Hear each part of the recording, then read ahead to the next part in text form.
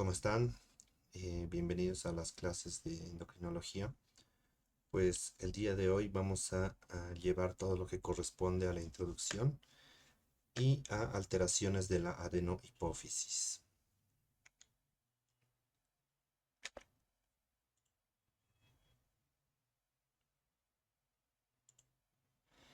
Como fisiología, pues debemos recordar siempre la regulación de los sistemas endocrinos, ¿no? Como tal, cualquier sistema endocrino se rige bajo un sistema de retroalimentación, que puede ser positivo o puede ser negativo, ¿no? Como tenemos acá en el gráfico, existe el bucle de retroalimentación simple que corresponde en el que existe un sensor, ¿no?, que va a liberar determinada hormona a un órgano blanco o diana 1 que va a producir otra hormona o metabolito, ¿no? Según las cantidades que se produzcan de dicha hormona, ya sea incrementen o disminuyan, esto va a regular negativamente al sensor, ¿no? Si es que bajara la concentración de esta hormona o metabolito, pues se va a mandar una señal para que el sensor se active y aumente la producción. Y a su vez esto equilibre el eje.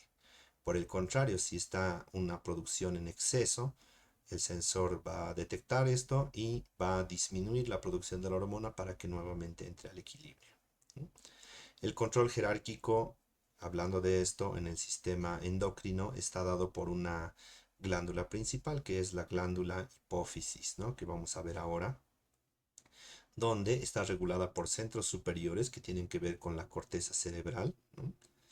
Corteza cerebral especialmente de los órganos eh, que va a controlar todo el sistema autónomo e involuntario, ¿no?, que vendrían a ser los lóbulos temporales, el sistema límbico y demás, que a través del diencéfalo en el hipotálamo, que es donde se van a producir los estimulantes de las hormonas que va a producir la hipófisis, pues se regula directamente a la hipófisis anterior para que ésta libere una hormona, como por ejemplo ACTH, y estimule la corteza suprarrenal. Esta va a liberar cortisol, que va a ejercer sus efectos pues sobre un tejido diana que puede, mediante la concentración elevada o baja de cortisol, puede influir negativa o positivamente hacia la hipófisis, así también como el hipotálamo, ¿no? Habiendo repasado este recordatorio, vamos a apreciar que toda la regulación de sistemas de crecimiento, metabolismo, aparato reproductor y respuesta al estrés está mediado por la hipófisis en primer lugar. Esta es una glándula muy pequeña que tiene un peso máximo de hasta 600 miligramos, ¿no?, que va a estar ubicado en la esfenoides, ¿no?, el hueso esfenoides, en la silla turca propiamente. Debido a sus relaciones anatómicas, va a estar relacionado estrechamente con el quiasma óptico que está por encima, ¿no?, que es el intercruce de los nervios ópticos. Y dado esto, va a darse la explicación de sus alteraciones visuales cuando exista aumento de tamaño de la glándula, ¿no? También va a estar directamente relacionado con el hipotálamo a través de la raíz de la hipófisis, ¿no?, y a través del hipotálamo con toda la corteza del sistema límbico y todas las estructuras autónomas que están alrededor del diencéfalo.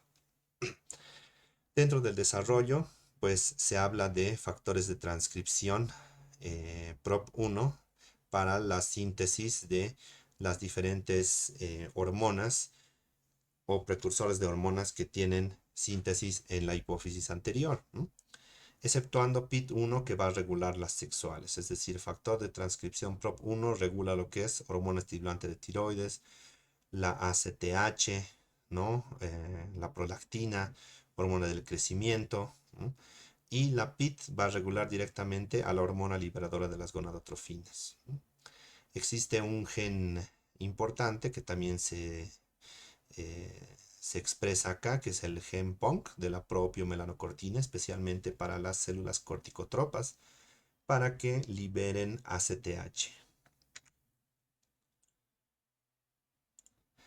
Como anatomía, un breve repaso, ¿no?, la hipófisis anterior, que es lo que vamos a hablar el día de hoy, o adenohipófisis, y la hipófisis posterior, que vamos a hablar en otra clase, la neurohipófisis, ¿no?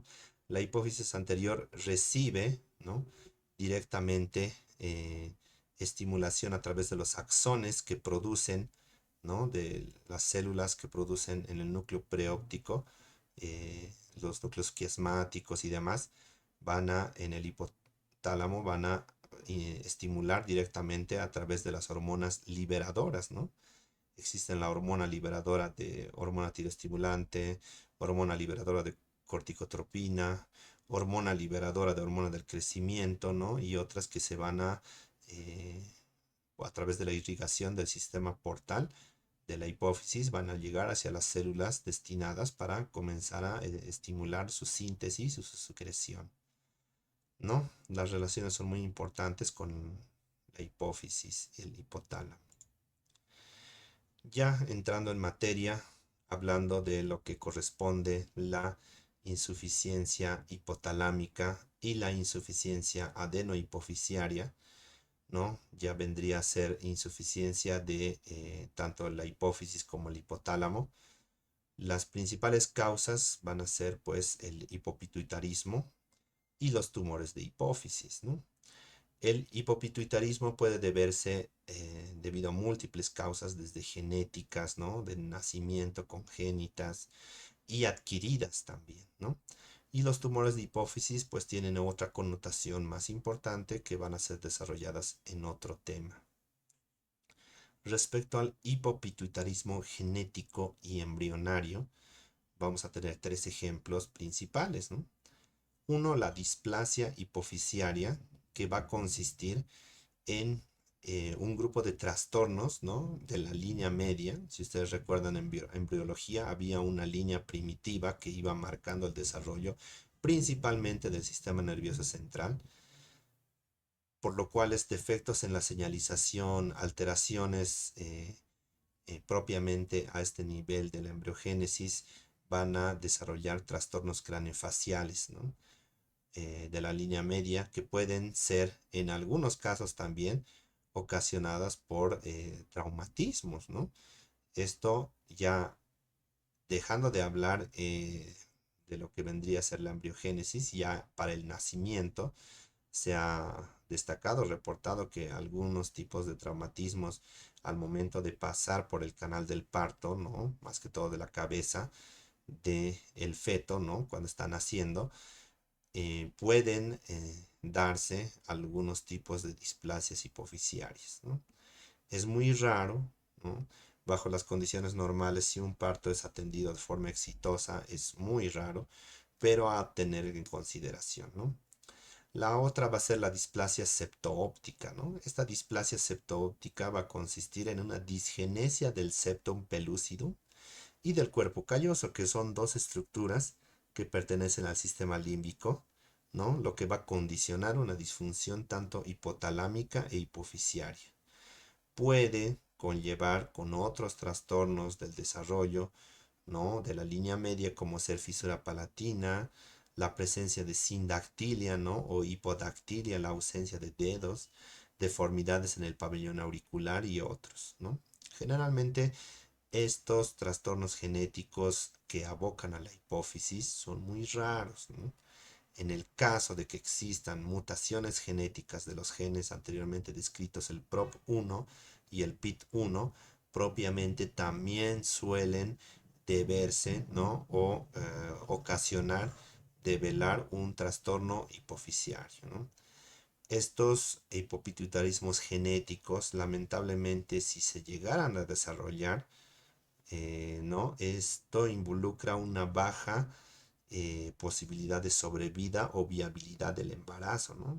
En muchos factores también están asociados al alcohol, las drogas, su consumo previo al embarazo o durante la concepción también, pues pueden predisponer esto y a la inviabilidad del feto, ¿no? Y aquellos que llegaran a sobrevivir, pues no solamente tienen hipopituitarismo, ¿no? O insuficiencia hipotalámica, también tienen otras alteraciones congénitas propias de la línea media. Ahora, hablando como tal de la disfunción del hipotálamo, ¿no? Esos serán trastornos de la hipófisis, ¿no?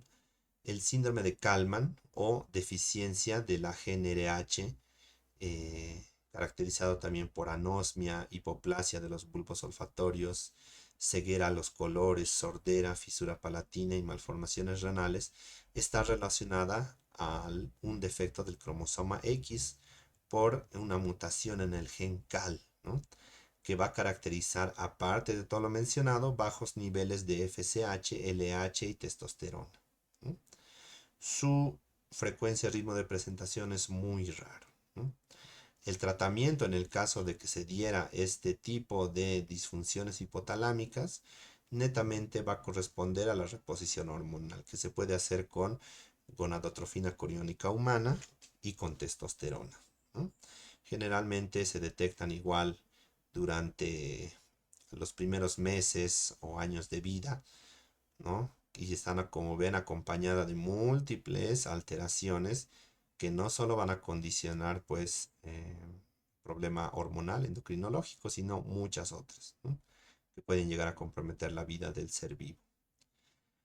El síndrome de Bardet-Biedl va a corresponder a un síndrome donde, aparte de la disfunción hipotalámica, vamos a encontrar retraso mental, algunas malformaciones renales, obesidad, sindactilia y diabetes insípida, ¿no? La presentación de estos síndromes es muy raro, muy extraño. Generalmente conducen a inviabilidad del embarazo o muerte del feto o del recién nacido vivo durante las primeras semanas, por lo que hay que tenerlo muy en cuenta, ¿no? También existen mutaciones del gen de la leptina que ocasionan trastornos del tipo obesidad que tienen mucho que ver con la disfunción hipotalámica, ¿no? El síndrome de Prader-Willi, que es un trastorno cromosómico también que deboca en una obesidad primordial, puede tener alteraciones del tipo disfunción del hipotálamo. Ahora, causas de panhipopituitarismo o de hipopituitarismo adquirido, ¿no? Ya en la persona adulta, ¿no? Que son generalmente los casos que tal vez ustedes van a poder encontrar en alguna ocasión, ¿no? Vamos a hablar como primera causa los traumatismos accidentales, ¿no? Como primera causa, ¿no? Y los neuroquirúrgicos, ¿no? En cuanto a los traumatismos accidentales, pueden deberse más que todo a traumas de alto impacto que involucran fracturas de la base del cráneo, ¿no? Comprometiendo la silla turca y pudiendo comprometer con hematomas o masas que van a perjudicar a la localización de la adenohipófisis y van a condicionar hipofuncionamiento de sus sistemas hormonales, ¿no? También existe la posibilidad de los neuroquirúrgicos, ¿no? Que en la mayor parte de los casos, ¿no? Si bien hoy en día las técnicas neuroquirúrgicas ya se han actualizado y las técnicas son realmente mínimamente invasivas con mínima posibilidad de riesgo, ¿no? La posibilidad de que un paciente haga hipopituitarismo después de una cirugía de la silla turca, ¿no? Porque preferentemente esto se lo hace para los adenomas hipofisiarios, ¿no? Donde hay un hiperfuncionamiento de alguna de las hormonas que produce la hipófisis. Entonces se hace la resección, ¿no? Preferentemente transesfenoidal y un mínimo porcentaje, ¿no? Menos del 10% de los casos suelen eh, desembocar en panhipopituitarismo, ¿no? Como respuesta. Dentro de otras causas de panhipopituitarismo vamos a tener las infiltraciones, ¿no? De, por ejemplo, enfermedades infiltrativas como sarcoidosis, ¿no? Histiocytosis X, amiloidosis, hemocromatosis, infecciones del tipo tuberculosis, ¿no? Algunas micosis, el mismo SIDA te condiciona a endocrinopatías, ¿no? Por SIDA. La sífilis terciaria, granulomas, tumores, todos estos van a ser muy relevantes, ¿no? Y van a ser importantes a la hora de considerar una posible infección a nivel de la hipófisis, ¿no? Con especial mención a la parte de tuberculosis, que es muy, muy raro, ¿no? La presencia de una tuberculosis hipofisiaria, ¿no? Generalmente es fatal, ¿no? Conlleva afectación de otros compromisos extrapulmonares, Con el tema de las micosis y el SIDA, miren que el VIH propiamente produce ya algún tipo de endocrinopatía de base con predisposición al hipopituitarismo. ¿No? Los mecanismos no están muy claros, pero se cree que se debe a la influencia de los microorganismos oportunistas como los hongos y la muy baja concentración de CD4, ¿no? La radioterapia localizada también va a ser una causa de panhipopituitarismo.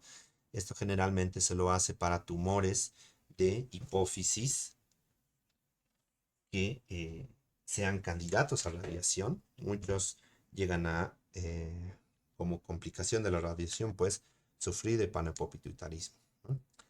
Ahora, el síndrome de la silla vacía, bueno, es un síndrome radiológico cuyo hallazgo puede ser incidental, ¿no? Donde el paciente va a tener un funcionamiento hormonal normal o por lo menos asintomático, donde el hallazgo se va a poder dar de una silla vacía, ¿no? Aprovecho esto para indicarles que la mejor forma para poder apreciar con imágenes a la hipófisis es mediante resonancia magnética. Si bien hoy en día, por lo menos en nuestro medio, que es más costoso acceder al tema de una resonancia, y muchas veces los profesionales tendemos a solicitar tomografías, ¿no? La presencia de una tomografía, incluso con contraste, hasta con proyección de la silla turca, puede hacer de poca visualización de algunas lesiones, ¿no? Esta síndrome de la silla vacía puede darse después por un infarto asintomático, ¿no? De la hipófisis y condicionar posteriormente panhipopituitarismo de aparición tardía, ¿no? En edades avanzadas, ¿no? Para la siguiente causa, las siguientes dos causas que están relacionadas con el embarazo, hablando de la hipofisitis linfocítica, ¿no? Es una causa de panhipopituitarismo donde va a existir una infiltración linfocitaria, ¿no? En la hipófisis por la caída hormonal. Deben recordar que en el embarazo es una situación fisiológica donde hay movilización y secreción de grandes cantidades de hormonas del embarazo, por lo cual va a condicionar un leve aumento de tamaño de las células de la hipófisis, ¿no? Porque la demanda de hormonas va a ser mayor, ¿no? Y aumento leve en su vascularización. Pues algunos embarazos donde sean muy sensibles a estos cambios, la caída hormonal al terminarlo, es decir, en el puerperio, va a hacer que exista como una reacción inflamatoria local, ¿no? Una infiltración linfocitaria que puede confundirse, ¿no? En tema de la resonancia magnética y es necesario hacer el diferencial con el adenoma hipofisiario, ¿no? Que es ya un tumor propiamente de la hipófisis, ¿no? Esto va a ser muy importante ya que en muchos casos no se va a poder ver o se va a ver la infiltración linfocítica, o sea, no hay diferencia con el adenoma, la hipófisis va a haber una masa, ¿no? Entonces, muchas veces se llega al diagnóstico errado de un adenoma hipofisiario y se propone la exéresis, ¿no? El retiro o la radiación de este, condicionando que la hipofisitis linfocítica tiene tratamiento, ¿no? Y puede resolverse por lo menos hasta el 95% de las hipofisitis linfocíticas, ¿no? El tratamiento va a consistir en corticoides a dosis antiinflamatoria hasta en un lapso de 6 meses, ¿no? Muy importante si ustedes tienen su paciente en puerperio y manifiesta signos de hipopituitarismo, ¿no? De hipotiroidismo, de insuficiencia suprarrenal, y principalmente esos dos, ¿no? Ahora, el otro que es un poco más grave, ¿no? La hemorragia hipofisiaria, ¿no? O la apoplejía hipofisiaria, que está dado por la presencia de un adenoma previo que se infarta, ¿no? O sufre sangrado, o el más común en las embarazadas que tienen preeclampsia, eclampsia, el síndrome de Sheehan, ¿no? Lamentablemente, el embarazo condiciona muchos riesgos, ¿no? Si se desarrolla de forma normal no hay problema, pero en aquellos que llegan a tener eh, alteraciones de trastornos hipertensivos del embarazo, ¿no? Aumento de flujo sanguíneo de la hipófisis durante el embarazo para sobrellevar el embarazo por la carga hormonal llega incluso a tener posibilidades de sangrado, ¿no? Por la hipertensión arterial mal controlada. Esto va a ser la posibilidad de un sangrado y evidentemente un panhipopituitarismo secundario al mismo. Mientras más antes se actúe, mientras más antes se realice el tratamiento, hay alguna posibilidad de recuperar la función hormonal. Pero en la mayoría de los casos, ¿no? Que por lo menos se ven en mi hospital, donde trabajamos en el Hospital del Norte, quedan con algún tipo de hipopituitarismo, ¿no? O se quedan hipotiroideas, o se quedan con alguna secuela, ¿no? De tipo insuficiencia suprarrenal, ¿no? El tema de la prolactina tiene mucho que ver también con la fertilidad, ¿no? Como vamos a ir viendo.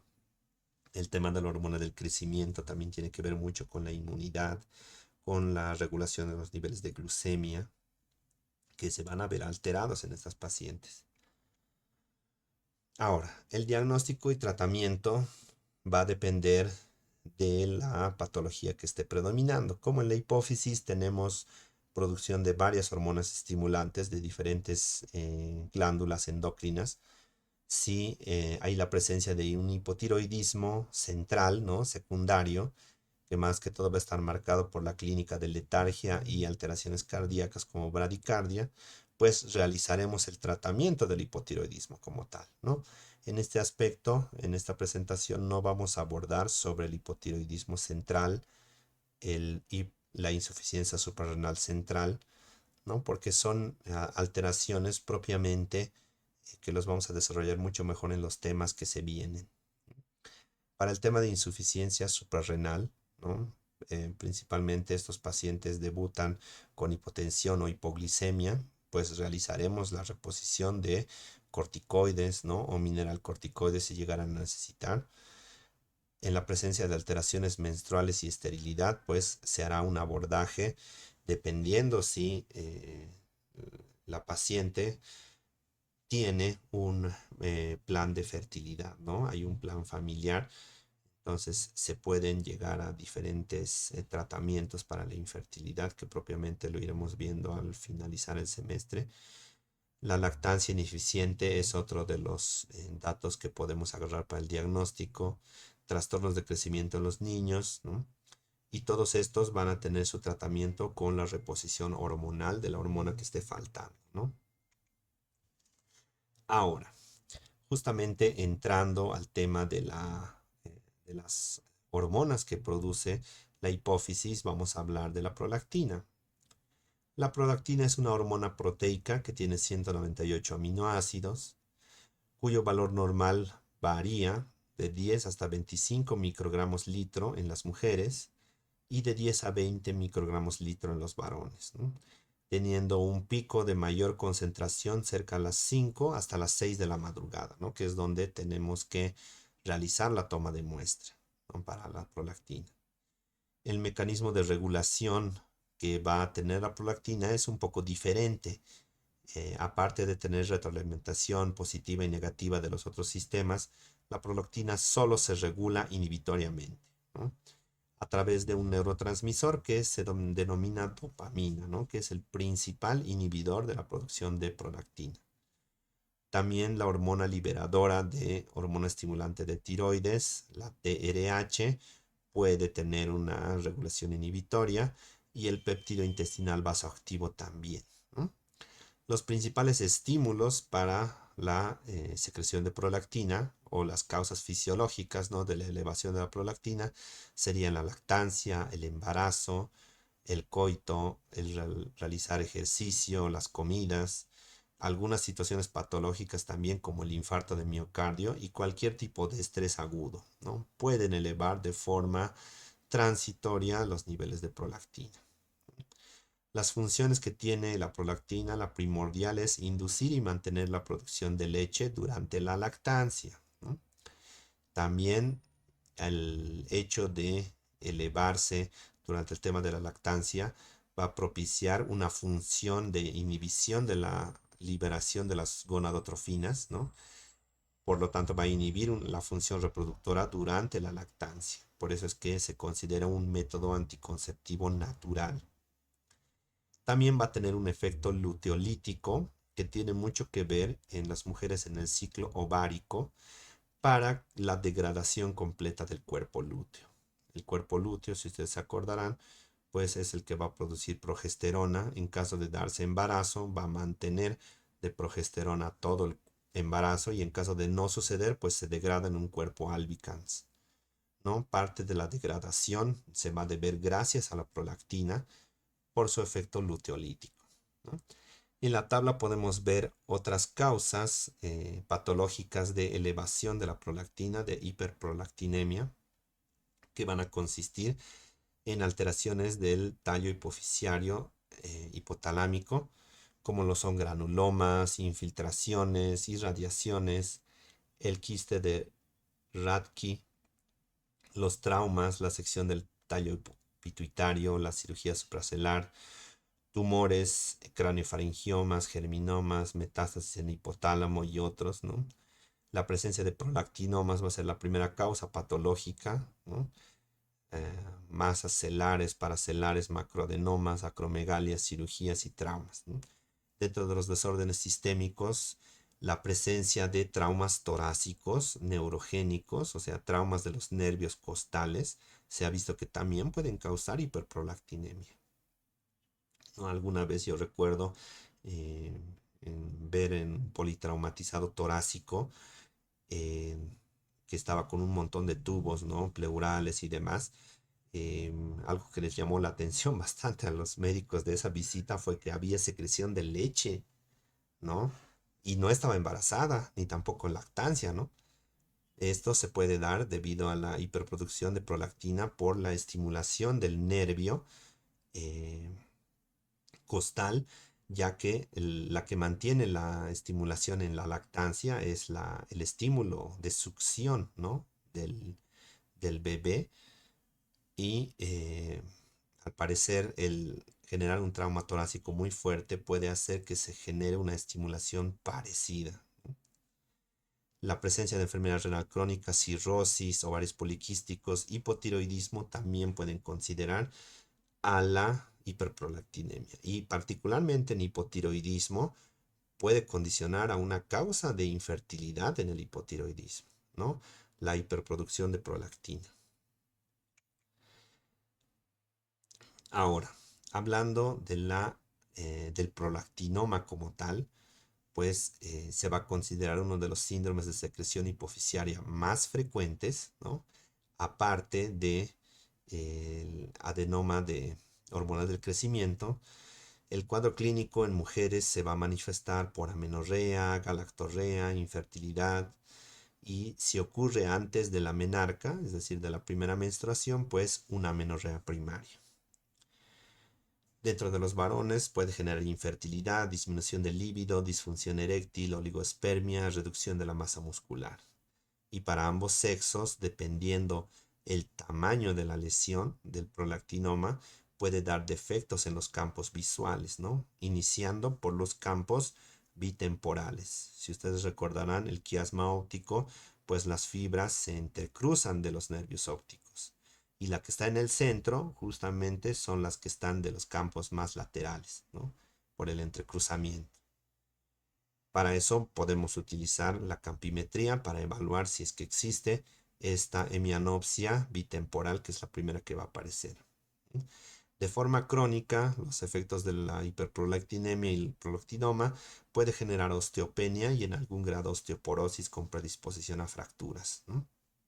El laboratorio, para el diagnóstico laboratorial, vamos a requerir por lo menos una elevación de más de 200 microgramos litros para los macroadenomas, y los microadenomas pueden estar elevados menos de 100, ¿no? Microgramos litro. La imagen, una vez más les destaco que hay muy baja sensibilidad y especificidad para la tomografía, por lo que de considerarse una muy fuertemente la sospecha clínica de un prolactinoma que lo basamos en laboratorio y otros temas más, vamos a solicitar resonancia magnética. Aún así, la resonancia magnética solo va a poder detectar adenomas de más de 2 milímetros de diámetro. Menores o similares a 2 milímetros pueden no ser detectados.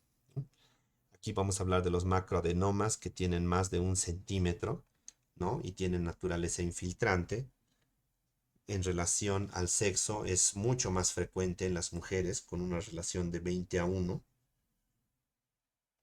¿m? Por lo que será muy importante considerar la presencia de un macroadenoma dependiendo del sexo femenino, ¿no? Los microadenomas tienen un diámetro menor a 1 centímetro y generalmente no son infiltrantes, o sea, no van a generar tanto efecto de masa y pueden ser tratados de forma farmacológica. La relación hombres-mujeres es de 1 a 1 sin predominio del sexo. Ahora, el tratamiento de la hiperprolactinemia, dependiendo del tamaño que tengamos, si es un microadenoma, podemos proponer un tratamiento farmacológico. ¿Con qué? Con agonistas de la dopamina, ¿no? Aquí pongo una tabla, ¿no? Para hacerme recuerdo que no solamente existen las causas, sino hay causas de fármacos que pueden ocasionar hiperprolactinemia, ¿no? Aquí tenemos antihipertensivos, antagonistas, estrógenos, opiáceos, agonistas colinérgicos, dentro de los cuales voy a destacar medicamentos psiquiátricos, ¿no? Como antagonistas del receptor de dopamina, principalmente fenotiacidas, risperidona, antidepresivos tricíclicos, inhibidores de la recaptación de serotonina, ¿no? Medicamentos que son muy frecuentes a utilizar en trastornos depresivos y demás que pueden ocasionar hiperprolactinemia, ¿no? El tratamiento en primera instancia será reducir la dosis de estos, ¿no? Si es que hay clínica, y asociar, independientemente de la causa, ya agonistas de dopamina, ¿no? Como cabergolina, que es un agonista de 2, que se da una dosis de 0,5 a 1 miligramo 2 veces a la semana, los lunes y jueves, para reducir el tamaño del adenoma o el prolactinoma hasta en un 70%. Posteriormente se puede reducir la dosis a la mínima requerida, ¿no? En una dosis semanal o una dosis hasta mensual se puede dar, si es que se llegan a controlar los síntomas y se llega a normalizar los niveles de prolactina. El otro agonista dopaminérgico es la bromocriptina, que es un alcaloide del cornezuelo de centeno, que tiene una acción más corta y la dosis se da en 0,625 miligramos hasta 1,25 por día, alcanzando un máximo de hasta 2,5 miligramos cada 8 horas. Ambos agonistas de dopamina tienen efectos adversos que tienen que ver con la parte gastrointestinal, como estreñimiento, congestión nasal, vértigo, insomnio, vómitos y lipotimia en algunos casos muy raros, ¿no? También hay efectos adversos hematológicos como leucopenia, trombocitopenia, arritmias cardíacas, insuficiencias valvulares, particularmente esto se ha visto en algunos pacientes que tienen hiperprolactinemia y tienen Parkinson también, la parte de las insuficiencias de las válvulas, ¿no? Dentro de la opción quirúrgica, ¿no? Que va a estar indicada a aquellos prolactinomas que no respondan a fármacos, ¿no? Aquellos más que todo macroprolactinomas que medirán más de 1 centímetro y tendrán capacidad infiltrativa, ¿no? Que van a comprometer ya la visión. Con el riesgo de ocasionar ceguera, se tiene que recurrir a la opción quirúrgica. Una alternativa a esta es la radiación, ¿no? Con los efectos que conllevan, ¿no? Aquí tenemos una tabla donde vamos a ver que la intolerancia es mucho más alta en bromocriptina, o sea, la cabergolina es la mejor tolerada, e incluso por su dosificación es más cómoda de tomar. Lo malo es que tiene un costo muy alto, ¿no? Ahora, para hablar de trastornos de la hormona del crecimiento, vamos a recordar que las células somatotropas representan más que todo el 50% de toda la adenohipófisis, ¿no? Esto lo hace las células con mayor población dentro de esta glándula. Tiene una naturaleza de hormona proteica con 191 aminoácidos. Tiene factores estimulantes para su síntesis y liberación, que van a ser la hormona reguladora de la hormona del crecimiento, liberada en el hipotálamo, y la grelina, ¿no? La grelina es una hormona gastrointestinal que se libera en el estómago principalmente y tiene que ver con el recibir alimentos, ¿no? La grelina tiene una función también de saciedad. Cuando nosotros llenamos nuestro estómago, pues se libera grelina. Esto va a hacer que se libere hormona del crecimiento y se estimule también el vaciamiento gástrico, ¿no? Ahora hay factores inhibidores de la hormona del crecimiento también, como lo es la somatostatina. Justamente los análogos de somatostatina van a ser el tratamiento de algunas patologías como acromegalia. La secreción de la hormona del crecimiento es pulsátil. ¿A qué se refiere que es pulsátil? Se refiere a que pues se da en pequeños pulsos, ¿no? Que no tienen un predominio de horario, pueden darse pulsos durante el día, durante la tarde, ¿no? Más que todo, hasta la pubertad, estos pulsos son de predominio nocturno, ¿no? Por eso es muy importante y se dice que se liberan en el sueño REM, ¿no? Recordad que el sueño REM es esta fase del sueño que dura unos 5 a 10 minutitos. De cada 2 horas de sueño tenemos 5 a 10 minutos de sueño REM, ¿no? En este sueño REM realmente es donde el organismo se regenera y se activan los sistemas hormonales, ¿no? Y se liberan varios picos durante estos 5 minutos de hormona del crecimiento. Por eso los niños tienen que dormir pues hasta 10 horas, ¿no? Se dice. Y hasta la pubertad será muy importante la secreción en la noche. El tema del ejercicio, el estrés, los traumatismos y la sepsis se ha visto que también hacen elevar la hormona del crecimiento. La carga excesiva de glucosa va a disminuir su concentración. Esto es una carga particular para hacer el diagnóstico, ¿no? Como veremos en la siguiente diapositiva. Y va a tener la hormona del crecimiento principalmente receptores en vísceras y cartílagos, ¿no? Por eso va a mediar el crecimiento. Y el crecimiento en los tejidos lo va a hacer a través de la misma hormona del crecimiento y una versión modificada que se sintetiza en el hígado, que es la hormona similar a hormona del crecimiento, la IGF-1, ¿no? O factor de crecimiento similar a insulina por sus siglas, ¿no? Que no tiene que ver con la insulina, ¿no? Ese es el nombre que le han puesto, ese es el nombre que se quedó, ya no se puede cambiar, pero recuérdenlo que tiene acciones muy similares a la hormona del crecimiento, pero esta se forma en el hígado en respuesta a la hormona del crecimiento. Ahora hablando del trastornos del crecimiento y déficit de hormona del crecimiento. La deficiencia de hormona del crecimiento, si se va a dar en niños, ¿no? Si se va a dar en neonatos, puede deberseme debido a mutaciones del gen de la hormona del crecimiento o también mutaciones del receptor de la hormona del crecimiento, de la hormona liberadora de hormona del crecimiento. La insensibilidad a la hormona del crecimiento también, que se llama síndrome de Laron. El tema de la desnutrición crónica se ha visto que también genera un déficit en la tasa de secreción de hormona del crecimiento. Aquellos pacientes que tienen desnutrición crónica generalmente no son altos o no tienen una estatura normal, tienen una estatura un poco más baja del promedio. El tipo de carencia social, ¿no? Carencia de apoyo psicológico de padres, se ha visto que también influye negativamente en la secreción de trastornos de hormona del crecimiento, ¿no? Han hecho algunos estudios, por más feos que parezcan, pero los niños que quedaban huérfanos a mucho más temprana edad tenían una talla mucho menor que aquellos niños que hasta la pubertad han tenido a sus padres, ¿no? Entonces, una parte importante también ahí. La lesión hipofisiaria, que más que todo va a ser una causa en adultos, puede ser lesión hipofisiaria por radiación, postquirúrgica, por una tumoración, ¿no? Por un trauma, ¿no? Por hemorragia de la glándula hipófisis, como hemos visto en el síndrome de Sheehan. El cuadro clínico, principalmente en niños, el motivo de consulta va a ser talla baja, ¿no?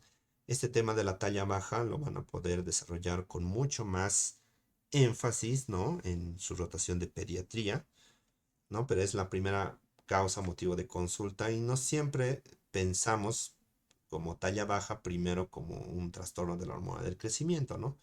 Tiene que ver más que todo con el tema de la nutrición, que si se llega a solucionar la desnutrición, pues se llega a normalizar esta parte.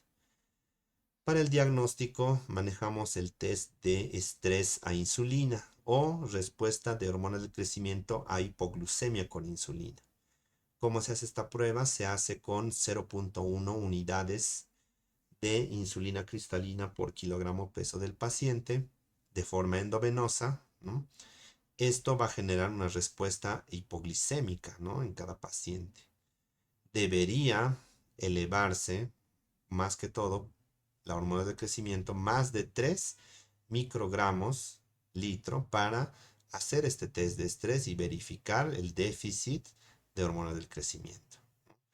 O hacer una prueba con administración de L-arginina, también con 30 miligramos endovenoso en 30 minutos, obteniendo una elevación de más de 3 microgramos litro, también es indicativo de diagnóstico de déficit de hormona de crecimiento. No se va a utilizar directamente la medición, ¿no? de GH o IGF-1 en ayunas o cualquier otra situación porque tiene carácter pulsátil. Eso del carácter pulsátil, téngalo muy en cuenta de que hay un pequeño pulso que dura unos segundos, ¿no? Se libera un pulsito de unos segundos de hormona del crecimiento y luego baja, ¿no? Y así se va liberando, ¿no? El tratamiento, obviamente, va a ser la reposición con hormona del crecimiento de forma farmacológica, ¿no? Por vía oral o vía subcutánea también de 0.1 a 0.2 miligramos por día. Las contraindicaciones para realizar la reposición de hormona del crecimiento van a ser más que todo en adultos, ¿no? En el caso hipotético del panhipopituitarismo, una diabetes mal controlada, neoplasias, hipertensión endocraniana, retinopatías y sus efectos adversos de la hormona del crecimiento exógena van a ser edemas, visceromegalias y síndrome del túnel carpal.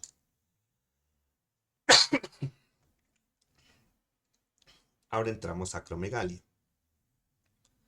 La acromegalia es de la primera causa, va a tener la presencia de adenomas de células somatotropas. También como causas secundarias pueden darse lesiones extrahipofisiarias, dentro de las cuales destacan tumores de páncreas, tumores ováricos, tumores pulmonares, tumores de médula ósea y el principal es el tumor carcinoide, ¿no? Pueden darse también adenomas mixtos, o sea, prolactinomas que también tengan componente de células somatotropas, entonces generen acromegalia también. Ahora, si la acromegalia se da antes del cierre de los cartílagos epifisiarios, ¿no? Es decir, antes del final de la pubertad, puede desarrollarse gigantismo. La clínica va a tener una evolución larga, ¿no? Más que todo, recién nos damos cuenta a los 10 años que nuestro hijo, nuestro sobrino, es muy alto y ya nos ha ganado en altura, ¿no? Va a verse después, ya esto de adultos, la facies acromegálica, las manos grandes, la hiperhidrosis, voz gruesa, cifosis, síndrome del túnel del carpo y visceromegalias, principalmente hepatomegalia y cardiomegalia. Otras comorbilidades que se pueden presentar acá es la diabetes mellitus secundaria, ¿no? Secundaria a acromegalia, no diabetes tipo 2. La insuficiencia cardíaca, arritmias, valvulopatías, cardiopatía isquémica, ¿no? Hay mayor predisposición de estos pacientes a que sufran infartos y pólipos colónicos, ¿no? Lo que da mayor influencia o riesgo de que sufran cáncer de colon. Para el diagnóstico se hace igual, no mediante la medición directa de la GH o la IGF-1, sino mediante una prueba de estrés con dextrosa, con glucosa, la prueba de ascenso de la GH de hasta 0.4 microgramos a las 2 horas después de administrar 75 gramos de glucosa. Si se eleva, podemos llegar al diagnóstico de acromegalia, ¿no? Paralelamente al diagnóstico clínico.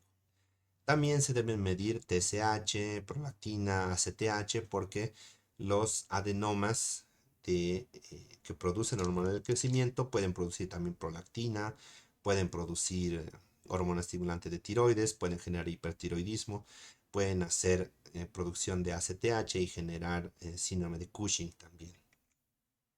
Aquí tenemos varias imágenes de ilustraciones de la acromegalia, ¿no? Si todos lo conocen, yo creo. Mm, Él ya tiene gigantismo, ¿no? Es la fase típica del Gran Cali. em, Frente prominente, pómulos prominentes, cartílago nasal grande, ¿no? Hipertrofiado, labios gruesos, macroglosia, dedos grandes, manos grandes, ¿no? Separación entre los espacios entre los dientes, ¿no? También el tema de la cardiomegalia y la visceromegalia, que puede ser hepatomegalia, esplenomegalia, pero en algunos casos también puede haber nefromegalia y aumento del tamaño del páncreas, ¿no? Ahora, el tratamiento de acromegalia eh, vendría a ser la parte quirúrgica, la extirpación transesfenoidal, que eh, va a darse en el 90% de los casos efectiva y en un 10% puede darse una recidiva, es decir, de aquí a unos 5 o 10 años puede volver a aparecer acromegalia. Ahora el 15%, incluso menos, hoy con las técnicas quirúrgicas nuevas, pueden sufrir hipopituitarismo secundario a la extirpación del adenoma, ¿no? La segunda opción va a ser el tratamiento farmacológico, que va a consistir en análogos de somatostatina, octreotide, en dosis de 50 microgramos subcutáneo cada 8 horas, que se puede ascender hasta 1500 microgramos como máximo fraccionado, ¿no? Otro antagonista receptor del GH es el pegvixomant, que se da una dosis de 10 a 20 microgramos subcutáneo día, que lamentablemente no lo tenemos en el medio, solo tenemos octreotide. Y los agonistas de dopamina como cabergolina y bromocriptina también son útiles en aquellos adenomas que producen también prolactina, ¿no? Y como última opción tenemos la radioterapia. Bueno, pues hemos concluido la clase teórica, espero que sea de mucha utilidad y complemente con la bibliografía oficial. Gracias.